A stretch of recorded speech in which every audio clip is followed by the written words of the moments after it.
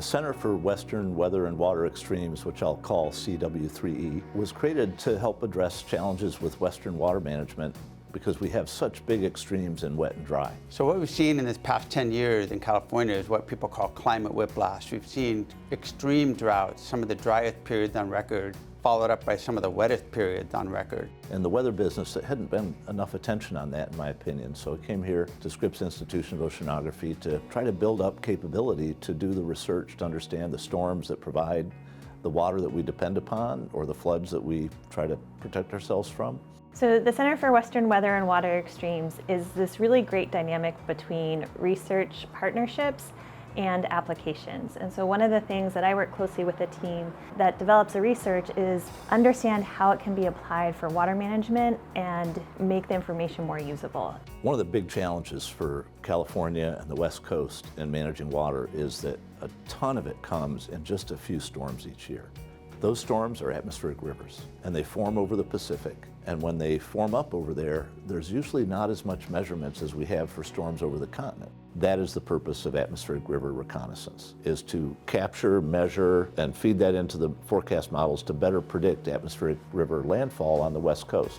This is analogous to what the nation has done for decades for hurricanes in the southeast and eastern U.S., where aircraft exist in the U.S. fleet of weather reconnaissance capabilities, in both the U.S. Air Force Weather Reconnaissance Squadron and the NOAA, National Oceanic and Atmospheric Administrations, has aircraft as well, and they use them for hurricanes. So atmospheric reconnaissance, what that means is that we use an aircraft, we use a high altitude jet, it can fly up to 42,000 feet.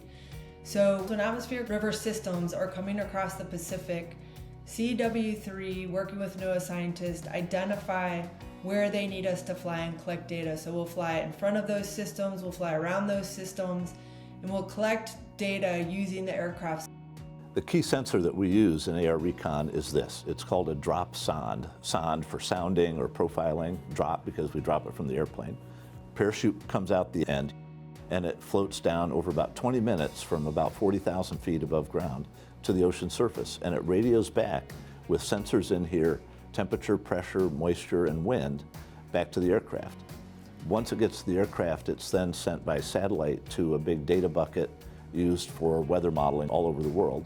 Another thing CW3 has done is they have made this information accessible. They have developed nomenclature, they've developed language, they developed a rating system that makes this information accessible to everybody. Our website, I think, is something that does that really well in terms of our forecast products. CW3E is running a regional model over the western U.S. that's called Westwarf, and that model is really focused on capturing atmospheric rivers and forecasting those better.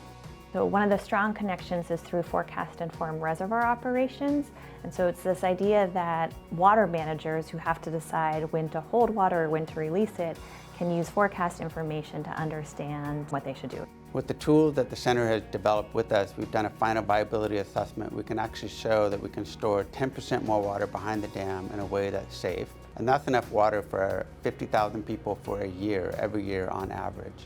And so that's going to greatly expand our water supply security and resiliency in the basin and really produces tangible benefits. We're also now exploring the potential of FURO at reservoirs in other parts of the country. It's a very carefully done process, and we use scientific rigor to ensure that our results are solid. And we work very closely with the water management experts, the engineers, who are exploring this possibility with us. Historically, the Corps of Engineers and other dam operators have used rain falling on the ground and reacting to that rain and how they're going to manage the reservoir. FURO says, well, why not use what forecasting is showing us and what's coming and adapt our operation based on that new information?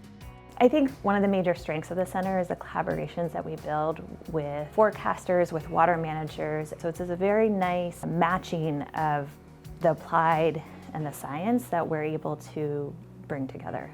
The relationships they have really inform the need for the data and the value of the data, and it allows that data to be applied in the most effective way because they know exactly what it's needed for and what's missing or what's working.